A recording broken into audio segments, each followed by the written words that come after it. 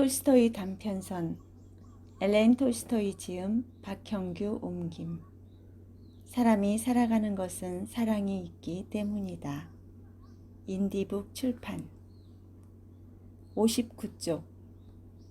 사랑이 있는 곳에 신도 있다. 어떤 거리에 마르틴 아브제이치라는 구두장이가 살고 있었다. 창문이 하나밖에 없는 지하실의 작은 방이 그의 거처였다. 창문은 길 쪽으로 뚫려 있었는데 그 창 너머로 사람들이 오가는 것이 보였다. 그렇지만 보이는 것은 전부 발뿐이었다. 마르틴은 그곳에 오래 살았기 때문에 친구가 많았다. 이 근처에서 구두일로 한두 번가량 마르틴의 신세를 지지하는 사람은 거의 없다고 해도 과언이 아닐 정도였다. 구두창을 갈아댄 것도 있고 해진 데를 기운 것도 있고 둘레를 다시 꿰맨 것도 있으며 그 중에는 가죽을 완전히 새로 간 것도 있었다. 그래서 마르틴은 종종 창 너머로 자기가 한 일감을 볼 때가 많았다. 주문은 많이 있었다. 마르틴은 늘 재료도 좋은 것만을 쓰고 품삯이 싼 데다가 약속도 꼬박꼬박 지켰기 때문이다. 손님이 원하는 기한 안에 반드시 해내는 마르틴의 성격을 모두가 잘 알고 있었기 때문에 일감이 끊이지 않았다. 마르틴 아브제이치는 원래 착한 사람이었고 나이를 먹으면서부터는 더욱 자신의 영혼에 대해 생각하며 한결 신에게 가까이 가고 있었다. 마르틴이 예전에 주인 밑에서 일하고 있었을 때 아내가 죽고 3살짜리 아들만 남아 있었다.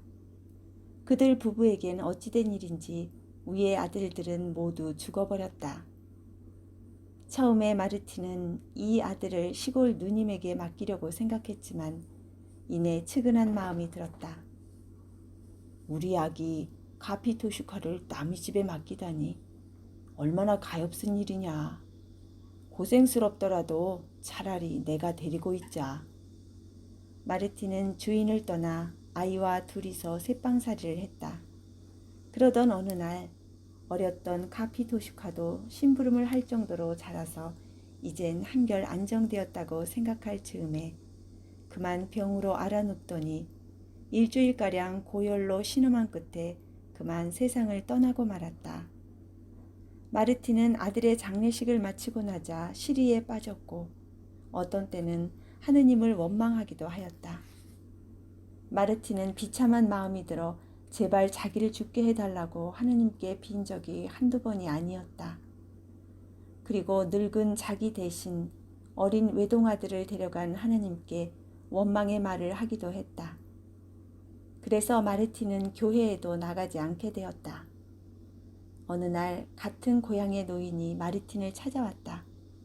이 노인은 벌써 8년째 성지순례를 하고 있는 중이었다. 마르틴은 이 노인과 세상 이야기를 주고받다가 자기 신세에 대한 푸념을 늘어놓기 시작했다. 난 이제 사는 게 싫어졌어.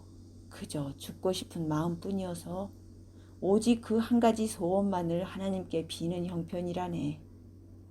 난 이제 아무 소망도 없는 인간이 돼버렸으니. 그러자 노인이 말했다. 마르틴, 그건 잘못된 생각이야. 우리는 하나님께서 하시는 일을 이러쿵저러쿵 비판할 수 없어. 무슨 일이건 우리의 지혜가 아니라 하나님의 재량으로 결정되는 것이니까. 비록 자네 아들은 죽었지만 자네는 살아야 하네. 그것이 하느님의 뜻이네. 그것을 절망으로 생각하는 것은 자네가 자신의 즐거움을 위해 살려고 하기 때문이야. 그럼 무엇 때문에 산다는 건가? 마르틴이 물었다. 그러자 노인은 이렇게 말했다. 하느님을 위해 살아야 해. 마르틴, 하느님께서 허락해 주신 목숨이니까 하느님을 위해 사는 것이 도리 아니겠나? 하느님을 위해서 살면 아무 걱정이 없고 모든 일이 편안해지네. 마르틴은 잠잠고 있다가 한참 후에 입을 열었다. 하느님을 위해 사는 것이란 도대체 어떻게 사는 건가? 그러자 노인이 말했다. 어떻게 하면 하느님을 위해 살 수 있느냐는 것은 그리스도께서 다 가르쳐 주시네. 자네 글 읽을 줄 알지? 성경을 사서 읽으라고. 그렇게 하면 하느님을 위해 산다는 일이 어떤 것인지 알게 될 거야. 거기엔 무엇이든 다 쓰여 있으니까. 그의 말은 마르틴의 마음을 사로잡았고 그날로 당장 커다란 활자로 찍힌 신약 성서를 사다가 읽기 시작했다. 처음에는 일요일이나 축제일에만 읽을 생각이었지만 한번 읽기 시작하자 완전히 빠져들어 날마다 읽게 되었다. 어떤 때는 너무나 골똘하게 읽은 나머지 램프의 석유가 다 다른 것도 몰랐다. 읽으면 읽을수록 하느님께서 무엇을 말씀하시는지, 신을 위해 산다는 게 어떤 것인지 분명히 알게 되어 마음이 점점 가벼워지는 것이었다. 전에는 잠자리에 누워서도 꺼질 듯 한숨만 쉬며 카피 토슈카의 일만 생각했으나 지금은 오로지 하나님이시여 감사하옵니다. 감사하옵니다. 모든 일을 당신의 뜻에 맡기오니 주관하여 주옵소서 라고 기도드릴 뿐이었다. 그 뒤 마르틴의 생활은 완전히 달라졌다. 예전에는 축제일 같을 땐 빈둥빈둥 놀러다니고 음식점에 들어가 차를 마시거나 보드카도 사양치 않았다. 아는 사람과 한 잔 돌이키고 나면 별로 취하지 않았는데도 공연히 쓸데없는 잔소리를 늘어놓거나 호통을 치곤 했었다. 그런데 이제는 그런 일이 전혀 없었다. 조용하고 만족스러운 나날이 흘러갔다. 아침부터 작업을 시작하여 정한 시간만큼 일하고 난 후 램프를 걸쇠에서 벗겨 테이블 위에 놓았다. 그리고 벽장에서 성경을 꺼내놓고 앉아서 읽기 시작하는 것이었다. 읽으면 읽을수록 그 뜻을 알게 되어 그의 마음속은 더욱 밝아지고 즐거워졌다. 여느 날과 마찬가지로 마르틴은 그날 밤도 늦게까지 책을 읽고 있었다. 마침 누가복음서 6장을 읽었는데 다음과 같은 구절이 있었다. 누가 뺨을 치거든 다른 뺨마저 대주고 누가 겉옷을 빼앗거든 속옷마저 내어주어라. 달라는 사람에게는 주고 빼앗는 사람에게는 되받으려고 하지 말라. 너희가 남에게 바라는 대로 남에게 해주어라. 다시 다음 구절을 읽었다. 거기에서 그리스도는 이렇게 말하고 있었다. 너희는 나에게 주님, 주님 하면서 어찌하여 내 말은 실행하지 않느냐. 나에게 와서 내 말을 듣고 실행하는 사람이 어떤 사람인지 가르쳐 주겠다. 그 사람은 땅을 깊이 파고 반석 위에 기초를 놓고 집을 짓는 사람과 같다. 홍수가 나서 큰 물이 집으로 들이치더라도 그 집은 튼튼하게 지었기 때문에 조금도 흔들리지 않는다. 그러나 내 말을 듣고도 실행하지 않는 사람은 기초 없이 맨 땅에 집을 지은 사람과 같다. 큰 물이 들이치면 그 집은 곧 여지없이 무너져 파괴되고 말 것이다. 이 말씀을 읽은 마르틴은 마음속에 더욱 큰 즐거움을 느꼈다. 그는 안경을 벗어 책 위에 놓고 테이블 위에 팔꿈치를 괸 채 생각에 잠겼다. 그리고 자기가 이제까지 해온 일들을 이 말씀에 견주면서 이렇게 생각했다. 내 집은 어떤가? 반석 위에 서 있는가? 모래 위에 서 있는가? 반석 위에 서 있으면 얼마나 좋을까? 실로 홀가분한 마음으로 이렇게 혼자 앉아 있으면 얼마나 좋을까? 홀가분한 마음으로 이렇게 혼자 앉아 있으면 모든 일을 하나님의 지시대로 할 것 같은 마음이 들지만 어쩌다 그만 죄를 짓게 되니 아니 그래도 더욱 열심히 하자. 아 참으로 유쾌하다. 원하옵건대 하느님이시여 제게 힘을 주시옵소서. 마르틴은 그렇게 생각하고 그만 자려고 했으나 그래도 쉽사리 책을 놓을 수가 없어 다시 제7장을 읽었다. 백인 대장의 이야기를 읽고 과부 아들의 이야기를 읽고 요한이 제자에게 말하는 대목을 읽었다. 그리고 마침내 부자 바리새인이 그리스도를 자기 집에 초대한 데까지 읽었다. 그리고 다시 죄 많은 여자가 그리스도의 발에 향유를 바르고 그 위에 눈물을 뿌리니 그리스도가 그 죄를 용서했다는 이야기도 읽었다. 그리고 44절까지 이르러 이런 구절을 읽었다. 그 여자를 돌아보시며 시몬에게 말씀을 계속하셨다. 이 여자를 보아라. 내가 내 집에 들어왔을 때 너는 나에게 발 씻을 물도 주지 않았지만 이 여자는 눈물로 내 발을 적시고 머리카락으로 내 발을 닦아주었다. 너는 내 얼굴에도 입맞추지 않았지만 이 여자는 내가 들어왔을 때부터 줄곧 내 발에 입맞추고 있다. 너는 내 머리에 기름을 발라주지 않았지만 이 여자는 내 발에 향유를 발라주었다. 마르티는 생각했다. 발 씻을 물도 주지 않고 입 맞추지 않고 머리에 기름도 발라주지 않고. 마르티는 다시 안경을 벗어 책 위에 올려놓고 생각에 잠겼다.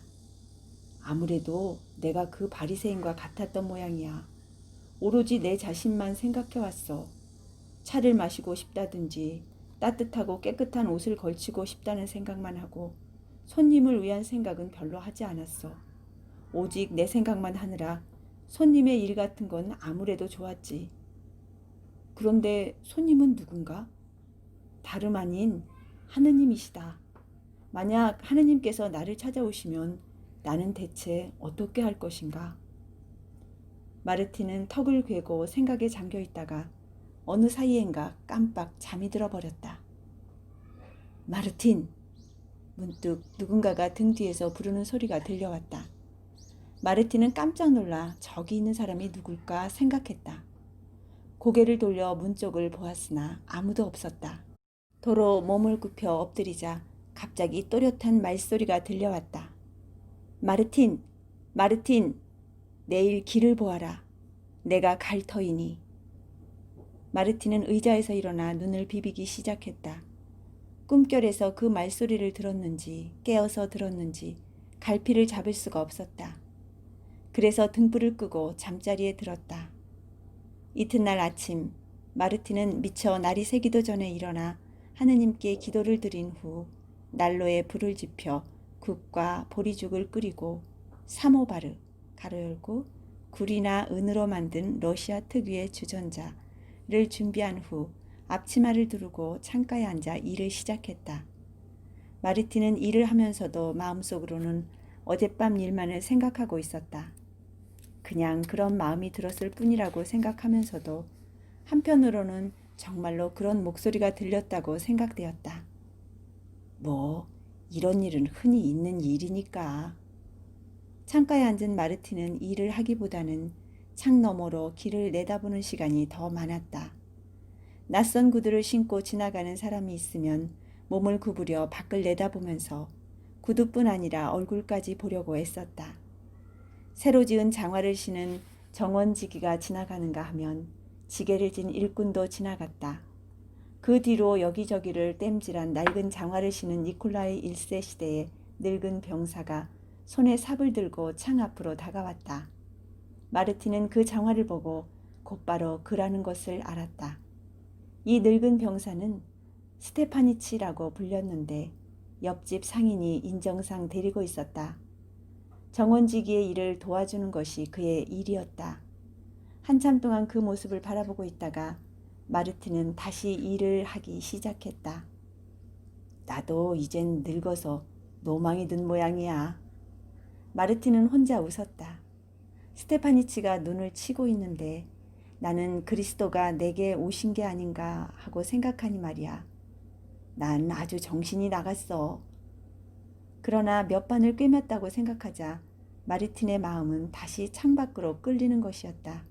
창 너머로 바라보니 스테파니치는 삽을 벽에 기대놓고 볕을 쬐는 것 같기도 하고 쉬는 것 같기도 한 모습을 하고 있었다. 이제 늙어서 눈을 쳐낼 만한 기력도 없는 모양이었다. 마르틴은 그에게 차라도 대접할까? 마침 물도 끓였으니 라고 생각하고 바늘을 일감에 꽂은 후 일어났다. 사모바르를 테이블 위에 올려놓고 차를 준비한 다음 손가락으로 창문 유리를 똑똑 두드렸다. 스테파니치가 돌아보더니 창가로 다가왔다. 마르티는 손짓을 하면서 문을 열러 갔다. 들어와서 몸 좀 녹이지 그래? 마르틴이 말했다. 몸이 꽤 어렵겠네. 아이고 고맙네. 온몸에 뼈마디가 쑤시는구먼. 스테파니치는 대답했다. 스테파니치는 들어오자 눈을 털고 마룻바닥에 자국이 나지 않도록 장화에 묻은 눈을 털어냈는데 그러는 중에도 몸은 떨고 있었다. 닦지 않아도 돼요. 이리 줘요. 내가 털 테니. 나야 늘 하는 일이니까. 자, 어서 이쪽으로 와서 앉게나. 마르티는 말했다. 자, 차나 마시게. 마르티는 2개의 컵에 차를 따라서 하나는 그에게 주고 또 하나는 자기가 들고 후후 불어 마시기 시작했다. 스테파니치는 차를 다 마시자 컵을 엎어놓고 그 위에 먹던 설탕을 올려놓고는 잘 마셨다고 고마워했다. 그런데 어쩐지 아쉬운 듯한 표정이었다. 한 잔 더 합시다. 마르티는 자기 컵에도 그의 컵에도 다시 차를 가득히 따랐다. 하지만 차를 마시면서도 눈은 자꾸 창밖으로 쏠리기 일쑤였다. 그러자 그가 물었다. 자네 기다리는 사람이라도 있나? 누굴 기다리느냐고?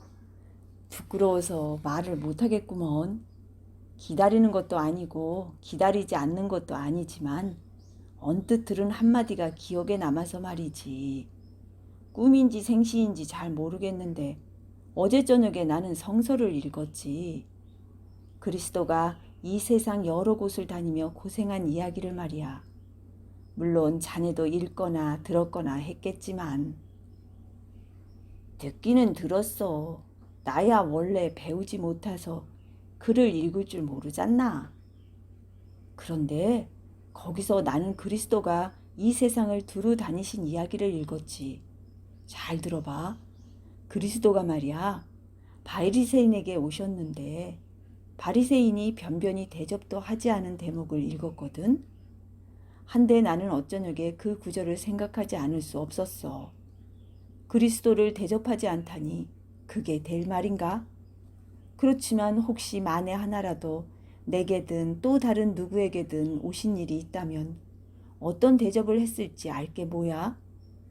하지만 그 바리새인은 대접다운 대접을 하지 않았어. 이런 일을 생각하는 동안에 나는 가물가물 잠이 들었지. 그렇게 졸고 있는데 나를 부르는 소리가 들리지 않겠나? 일어나 귀를 기울이니 분명히 누군가가 조그만 목소리로 기다려라, 내일 갈 테니 하지 않겠나? 그것도 2번이나 되풀이해서 말이야. 그래서 그 말이 생생하게 되살아나서 아무리 내 자신을 타일러도 그리스도의 방문이 기다려지네 그려. 스테파니치는 고개를 갸우뚱거릴 뿐 아무 말도 하지 않고 컵에 남은 차를 마저 마시고 잔을 놓았다. 마르티는 다시 그 컵에 차를 가득 따랐다. 자, 기운나게 한 잔 더 마시게나. 내가 생각하기에 그리스도도 이 세상을 두루 돌아다니셨을 때는 이런 사람 저런 사람 가리지 않고 신분이 낮은 사람들을 오히려 더 보살펴 주셨을 것이 틀림없어. 언제나 가난한 사람들을 상대하시고 제자도 우리네 같은 사람, 우리네 같이 죄 많은 사람 가운데에서 취하셨지. 마음이 교만한 자는 오히려 아래로 떨어지며 마음이 가난한 자는 위로 올라간다고 말씀하셨어. 너희들은 나를 주님이시여 하고 부르지만 나는 너희들의 발을 씻어주겠다. 우두머리가 되고 싶은 자는 모든 사람의 하인이 되라고도 말씀하셨네. 또한 마음이 가난하고 겸손하며 인정이 있는 자는 행복할지니라고도 말씀하고 계시네. 스테파니치는 차 마시는 것도 잊었다. 가만히 듣고 있던 그의 볼에는 어느새 눈물이 흐르고 있었다. 한 잔 더 들고 가게나. 마르틴이 이렇게 말했지만 스테파니치는 가슴에 성호를 긋고 컵을 밀어놓으며 일어섰다. 고맙네, 마르틴 아부제이치. 정말 잘 마셨네. 덕분에 몸도 마음도 훈훈하게 녹았네. 종종 들러주게나. 나는 손님이 찾아오는 걸 좋아하니까. 스테파니치가 나갔다. 마르틴은 남은 차를 따라 마시고 찻잔을 치운 다음 일터로 돌아가 구두의 뒤꿈치를 꿰매기 시작했다. 꿰매면서도 역시 창밖을 바라보며 연신 그리스도의 왕림을 고대하고 그리스도의 일, 그리스도의 행적만을 생각하는 것이었다. 머릿속에는 그리스도가 말씀하신 여러 가지 일들로 꽉 들어차 결코 사라지지 않았다. 창밖으로 두 병사가 지나가고 있었다. 한 사람은 군화를, 다른 한 사람은 신사화를 신고 있었다. 그 뒤로 이웃집에 살고 있는 주인이 반짝반짝 윤이 나는 방한용 덧신을 신고 지나가고 또 바구니를 옆에 낀 빵가게 사람이 지나갔다. 이때 털실로 짠 긴 양말에 낡은 신발을 신은 여자가 창으로 다가왔다. 그리고 창 바로 옆까지 와서 발을 멈췄다. 마르틴이 창 너머로 내다보니 다른 마을 사람인 듯한 허술한 차림새로 아기까지 데리고 있었다. 그녀는 바람을 등지고 벽과 마주서서 아기가 춥지 않도록 감싸주려 했지만 감싸줄 덮개 하나 없었다. 여자가 입고 있는 옷은 얇은 여름옷이었다. 마르틴은 밖으로 나가 돌층계 위에서 그녀를 불렀다. 아주머니! 아주머니! 여자는 그 소리를 듣고 뒤를 돌아보았다. 여보시오. 이런 추위에 왜 거기서 아기를 울리고 있소? 방으로 들어오시오. 따뜻한 방 안이 어린애 달래기에 좋을 것이오. 어서 이리로 들어오시오. 여자는 깜짝 놀라 마르틴을 쳐다보았다. 마르틴은 그녀를 침대 쪽으로 안내했다. 자, 아주머니, 여기 앉아요. 날로 가까이 와서 몸을 좀 녹이면서 아기에게 젖을 주도록 해요. 젖이 나오지 않아요. 아침부터 아무것도 먹지 않아서요. 여자는 이렇게 말하면서도 아기에게 젖을 물렸다. 마르틴은 딱한 듯 혀를 차며 테이블로 가서 빵을 준비하고 난로 뚜껑을 열어 스프를 꺼내 그릇에 담았다. 보리죽이 든 항아리를 열어보았으나 아직 덜 물러 있었다. 그래서 스프만 식탁 위에 놓았다. 그리고 빵을 놓은 다음 못에 걸려있는 수건을 가져다가 식탁 위에 놓았다. 아주머니, 여기 앉아서 어서 먹어요. 아기는 내가 안고 있을 테니까. 나도 예전에는 아이가 있어서 좀 볼 줄 알지요. 여자는 식탁에 앉더니 가슴에 성호를 긋고는 먹기 시작했다. 마르틴은 아기가 있는 침대에 걸터 앉았다. 아기는 자꾸만 울어댔다. 그래서 마르틴은 입가에 손가락을 갖다 대고 이리저리 놀려주며 달랬다. 하지만 입속에 손가락을 넣지 않도록 조심했다. 악교 같은 게 묻어 손이 까매져 있었기 때문이다. 아기는 손가락을 바라보는 동안에 울음을 그치고 웃게 되었다. 마르틴도 좋아서 웃었다. 여자는 식사를 하면서 자신의 신세를 이야기하기 시작했다. 제 남편은 군인으로 8달 전에 어디론가 멀리 전속되었는데 그 뒤로 통 소식이 없습니다. 저는 남의 집 하녀로 들어갔는데 얼마 안 돼서 이 아이를 낳았지요. 하지만 아기가 있으면 일을 하지 못한다고 벌써 3달째 일 없이 지내고 있답니다. 입고 있는 옷까지도 다 팔아버려 이젠 유모로라도 들어갔으면 좋겠지만 그런 자리도 없군요. 말라서 젖이 잘 나지 않을 거라는 거예요. 지금은 장사를 하는 한 주인 아주머니에게 갔다 오는 길이에요. 그 집에 저희 마을 여자가 들어가 사는데 절 써주겠다고 약속했거든요. 그래서 저는 이야기가 다 된 줄 알고 갔다가 다음 주에 다시 오라는군요. 그런데 그 집이 어찌나 멀던지 저도 지쳐서 쓰러질 지경이었지만 갓난아이도 여간 혼이 나지 않았어요. 고맙고 다행스럽게도 지금 있는 집의 주인 아주머니가 하느님을 믿고 우리 모자를 불쌍하게 여겨주시니 망정이지 그렇지 않았더라면 어떻게 살아갈 뻔했는지. 마르틴은 긴 한숨을 내쉬면서 말했다. 따뜻한 옷은 없소? 이제 따뜻한 옷을 입어야 할 때가 되었는데 바로 어제도 하나밖에 없는 목도리를 20코페이카에 저당 잡힌 형편이죠. 그녀는 침대로 돌아가 아기를 안았다. 마르틴은 일어나 벽 쪽으로 가 한참을 부스럭거리며 찾더니 이윽고 소매 없는 낡은 외투를 들고 왔다. 이걸로 어떻게 안 되겠소?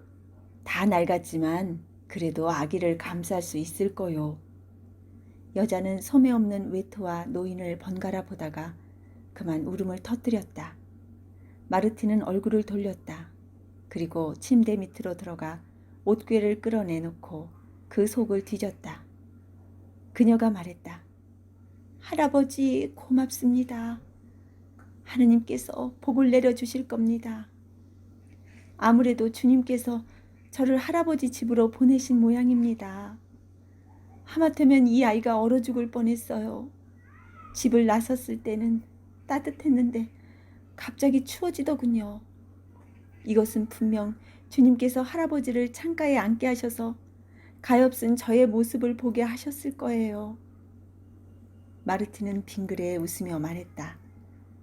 아주머니, 우연히 일어난 일이 아닙니다. 마르틴은 군인의 아내에게도 주님께서 오늘 자기에게 오시겠다고 약속한 일을 들려주었다. 그런 일이야 얼마든지 있을 수 있는 일이지요. 이렇게 말하며 여자는 소매 없는 외투를 입고 그 속에 아기를 감싸 안고 다시 허리를 굽혀 마르틴에게 인사했다. 자, 그리스도의 이름으로 이것을 받으시오. 마르틴은 여자에게 20코페이카를 주었다. 이것으로 목도리를 찾아 다시 두르도록 해요. 여자는 성호를 그었다. 마르틴도 성호를 그으며 여자를 배웅했다. 여자가 가버리자 마르틴은 스튜를 먹고 뒤치다거리를 한 다음 다시 일감을 붙잡았다. 일을 하면서도 창밖을 내다보는 일은 잊지 않았다. 창문으로 그림자가 비치면 얼른 고개를 들어 누가 지나가나 하고 보는 것이었다. 아는 사람도 지나가고 모르는 사람도 지나갔으나 별다른 일은 없었다. 그러다가 문득 창밖을 바라보니 마르틴의 창문 바로 앞에 멈춰선 할머니가 있었다. 그 노파는 사과가 담긴 바구니를 들고 있었다. 거의 다 팔았는지 사과는 얼마 남아있지 않았고 대신 나무 부스러기가 든 자루를 어깨에 메고 있었다. 아마 어딘가의 공사장에서 주워 집으로 가지고 돌아가는 모양이었다. 할머니는 어깨가 아파서 다른 쪽 어깨에 바구니를 메려고 자루를 길 위에 내려놓고 사과 바구니를 말뚝에 걸어놓은 채 자루 속에 나무 부스러기를 추스르려는 참이었다. 그런데 자루를 들어 올리려는 순간 어디서 나타났는지 찢어진 모자를 쓴 사내아이가 불쑥 튀어나와 바구니에서 사과 한 개를 훔쳐 그대로 달아나려고 했다. 하지만 할머니는 재빨리 눈치를 채고 곧 돌아서서 아이의 옷소매를 꽉 움켜잡았다. 사내아이는 마구 소리를 지르며 욕을 해댔다. 마르틴은 바늘을 찔러 놓을 겨를도 없이 마룻바닥에 내동댕이 치고 문 밖으로 뛰어나갔다. 층계에 발이 걸려 안경을 떨어뜨렸을 정도였다. 할머니는 사내아이의 머리칼을 잡고 욕을 하면서 경찰서에 가자고 하는 참이었다. 사내아이는 죽을 힘을 다해 발버둥 치면서 소리쳤다. 왜 때려요? 나는 훔치지 않았어요. 이거 놔요. 마르틴은 사내아이의 손을 잡고 할머니를 말렸다. 할머니, 놓아주십시오. 그리스도의 이름으로 용서해 주십시오. 놓아주긴 하겠지만 앞으로 다신 이런 짓을 못하게 경찰서에 끌고 가서 혼 좀 내야지. 마르틴은 할머니를 달랬다. 그만 놓아주세요. 다신 그러지 않겠죠. 그리스도의 이름으로 놓아주십시오. 할머니는 손을 놓았다. 사내아이가 도망치려는 것을 마르틴이 얼른 붙잡아다 세우며 말했다. 할머니께 잘못했다고 빌어라. 이제 2번 다시 나쁜 짓을 해서는 안 돼. 네가 사과를 꺼내는 걸 나는 다 보았으니까. 사내 아이는 훌쩍훌쩍 울면서 빌었다. 이제 됐다. 자, 이 사과를 가지고 가거라. 마르티는 바구니에서 사과 하나를 집어 사내 아이에게 주었다. 할머니, 값은 제가 치르지요. 공연한 짓을 해서 아이들의 버릇을 그르치지 말아요. 저런 애들은 한 일주일쯤 혼을 내줘야 하는데. 아니에요, 할머니. 그거야 우리들의 생각이지만 주님의 뜻은 그게 아니거든요. 사과 한 알 때문에 이 아이를 때려야 한다면 죄 많은 우리는 도대체 어떤 벌을 받아야 하나요? 노파는 아무 대답이 없었다.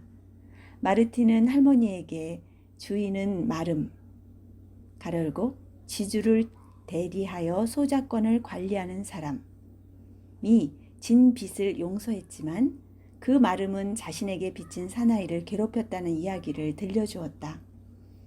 할머니는 가만히 듣고 있었다. 사내아이도 그대로 서서 듣고 있었다. 주님께서는 죄를 용서하라고 말씀하셨지요.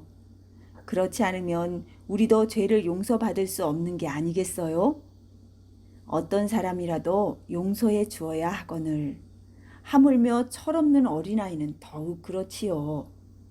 마르티는 열심히 말했다. 이윽고 할머니는 고개를 끄덕이며 긴 한숨을 내쉬었다. 그야 그렇지만 이런 아이들은 너무나 버릇이 없어서. 그러니까 우리들이 가르쳐야겠지요. 할머니는 대꾸했다. 그래요. 나도 7이나 아이들을 낳았지만 지금은 딸 하나밖에 남지 않았어요. 그리고는 어느 마을에서 그 딸과 같이 살고 있는지, 외손자가 몇인지 등을 이야기하기 시작했다. 나도 이제 기운은 없지만 그래도 계속 일을 하지요. 어린 손자들이 가엾어서 말이에요. 그것들이 모두 어찌나 착한지 내가 돌아갈 때쯤 쭉 마중을 나온답니다. 글쎄, 아퀴슈트 그놈은 내 곁을 떠나지 않으려고 졸졸 따라다니지 뭡니까? 할머니, 우리 할머니가 난 제일 좋아 하면서 말이에요. 할머니의 마음은 완전히 풀어졌다.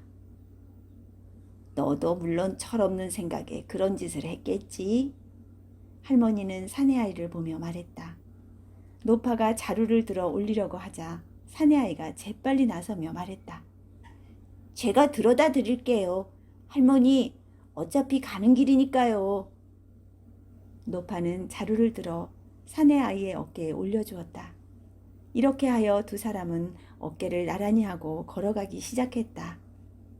노파는 마르틴에게 사과값을 받는 것까지 잊어버렸다. 마르틴은 우두커니 서서 두 사람의 뒷모습을 바라보며 무엇을 이야기하는지 귀를 기울였다. 두 사람이 가버린 후 마르틴은 집 안으로 되돌아오다가 층계에 떨어져 있는 안경을 주었는데 깨진다가 없었다. 바늘을 찾아 들고 다시 일감을 붙잡았다. 일을 하는 사이에 어느덧 날이 저물어 바늘구멍이 잘 보이지 않게 되었다. 벌써 점등부가 가스등을 켜느라고 돌아다니고 있었다. 마르틴은 램프에 불을 당겨 고리에 걸고 다시 일을 시작했다. 한쪽 장화일을 끝내고 이리저리 살펴보니 상당히 잘 꿰매졌다. 도구를 치우고 가죽 조각을 쓸어낸 다음 실과 바늘을 잘 간수하고 램프를 떼어 테이블 위에 놓고는 벽장에서 성서를 꺼냈다. 전날 저녁에 가죽 조각을 끼워 놓은 데를 펼치려고 했는데 다른 페이지가 펼쳐졌다. 성서를 펼치자 어제 저녁에 꿈이 생각났다. 꿈이 되살아나는 동시에 무엇인가 부스럭거리는 소리가 귀에 들려왔다. 마르틴이 뒤를 돌아다 보니 어두컴컴한 구석에 사람이 서 있었다. 확실히 사람은 사람인데 누군지는 알 수 없었다. 그는 다만 마르틴의 귀에 소근대는 것이었다. 마르틴, 마르틴, 너는 나를 알아보지 못했지? 누구를요? 마르틴은 말했다. 그러자 어두운 한 구석에서 스테파니치가 앞으로 나오더니 빙그레 웃으면서 형체도 그림자도 없이 사라져버렸다. 그는 나였다. 목소리가 말했다. 그러자 어두운 한 구석에서 아기를 안은 여자가 나타났다. 여자가 미소 짓고 아기가 빙그레 웃다가 이내 사라져버렸다. 그것도 나였어. 목소리가 말했다. 그러자 할머니와 사과를 가진 사내아이가 함께 빙그레 웃으면서 마찬가지로 사라져버렸다. 마르틴은 몹시 즐거워졌다. 성호를 긋고 안경을 끼고 성서에 펼쳐진 페이지를 읽기 시작했다. 페이지의 첫머리에는 이렇게 쓰여 있었다.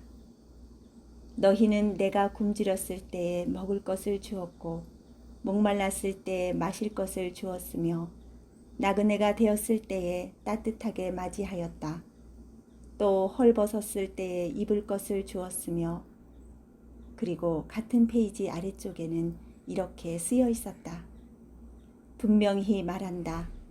너희가 여기 있는 형제 중 가장 보잘것없는 사람에게 해준 것이 바로 나에게 해준 것이다.